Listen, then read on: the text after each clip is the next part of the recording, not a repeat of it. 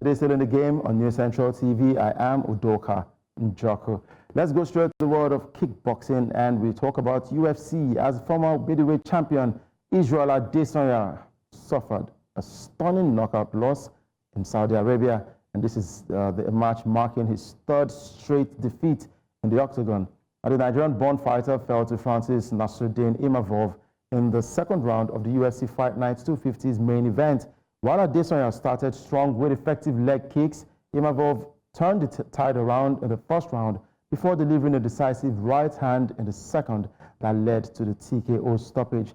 Now, this marks a dramatic turn for Adesanya, who had never lost consecutive fights before his recent string of defeats. Now, the loss comes after dropping his title to Sean Strickland and falling to Jesus du Plessis last year. Now, for Imavov, this career-defining victory extends his winning streak to 4 and potentially puts him in line for a title shot. We've got Bamidele Bakare, who is joining us right now, Combat Sports Analyst. And Bamidele, great to have you with us today. Yeah, it's good to be here, Duka. How you doing, bro? I'm very well, but yeah, good to have you, but not good to hear the story of Israel Adesanya today. Well, there are different sides to it. You know, it's always good to always try to see the positive side of everything. There's always a positive side, and there's not like always giving a reason for whoever losses.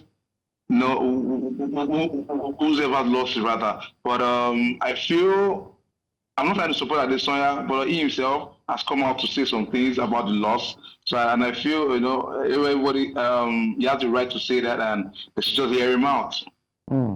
All right, looking at that fight for Israel Adesanya against Imavov, this is practically a non-title fight, but in as much as he's trying to build momentum to get back to the octagon with full focus to also get a shot at retaining his title, this is not good for his PR. This is not good for Israel Adesanya, knowing that he's suffered back-to-back losses, and this is the first time in his career this is happening to him. Don't you think he is falling too fast down the drain?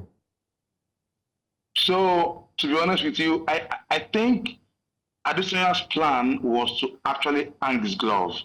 I'm not so sure, but I think that was the plan. But right now, the plan didn't go so well. I think if he had won, he might have announced his retirement from the sport. But right now, it's not a very good one for him because he lost in the second round, which hasn't happened like before, and losing 3 straight fights, it's not so encouraging. But let's not forget that the fight is hard over time.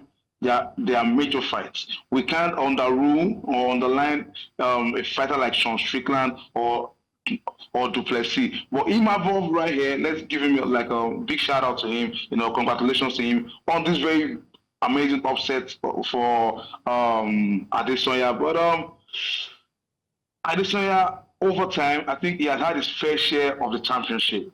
This is not like giving excuses for him, but I think over time he has defended his champion, his belt over time. Though he lost to Strickland, lost to Pereira, lost to du Plessis, but these are great fighters. And whether we like it or not, this will always be in his resume. He is the only fighter who has beaten the 2024 Fighter of the Year, Alex Pereira, which is like a very surprising one. Because right now we don't even see anyone beating Pereira. So he has a very impressive resume, though we didn't expect the fight against Imavov to go this way. Right. And I want to reading up a bit of what Israel Adesanya said after that fight. He said, look, he's disappointed that he hates to feel that he keeps disappointing his fans every time he loses. But for Imavov, he said it must be an exciting one for Imavov beating a guy like him. Talking about Israel Adesanya, this guy is never ever about to defeat. But yes, you talk about Israel Adesanya retiring, but look, he is just 35. Israel Adesanya is just 35 years old. Don't you think it is too early if he decides to hang his gloves now? Well, I don't think combat sport in particular, or sports in general, the retirement age, there should be like an age restriction to it. I feel if you think you've had your fair share of the sport, Like, you had title fights, you've defended them, you've won amazing fight, he's fought amazing fighters, so I feel if you feel he wants to retire, it means it's time for him. But again, from his statement, his post-fight press conference, he was like, he thinks he needs to relax, like take a chill pill and just go rethink. So we can't really tell if he will be back in the octagon or he will just feel like, nah, let me just hold on for a bit, or let me just let it go. Because right now, there is no chance of him getting a title shot.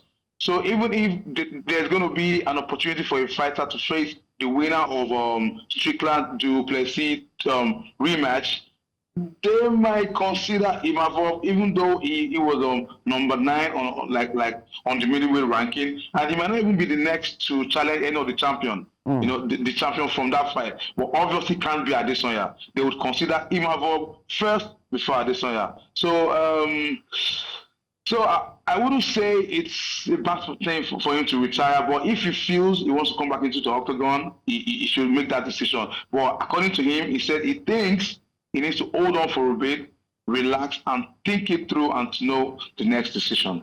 What's your judgment? Are you going to go with all the fans on social media? Because after yesterday's fight, 90% of fans on social media said, look, Israel Adesanya, it is time to retire.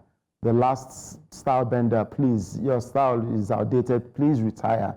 Are you joining those fans to call and join your voice to say Israel Adesanya should retire or give it yet another shot? Well, like the pundit said, this is an end of an era for Israel Adesanya. So I feel the decision is still with him. And I think that was his plan. I might be wrong, but it looked like, that might have been his plan to actually hang his glove, but not this way. Not this way. So again, it depends on him as an individual. For if he thinks he wants to come back into the octagon, maybe 6 months' time, in a year's time, because if he also said he has to relax and think it through, on the next decision. So, but again, it would be nice for him to come back into the octagon and still not have his fair share of a win.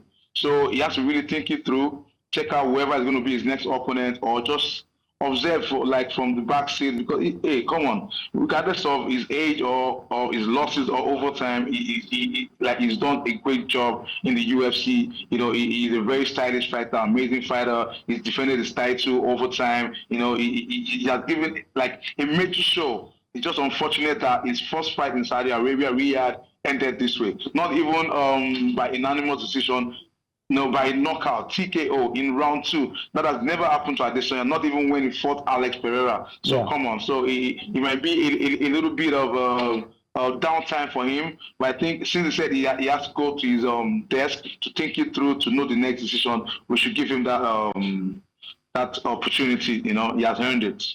All right. Well, we'll give whatever decision is. Yeah, whatever decision it is that Israel Adesanya takes, we'll surely be here to support him, and I will also let the fans know what he has said, if he's retiring or if he wants to give it yet another shot. Well, thank you very much, Bamidele, for joining us today. We look forward to having you again.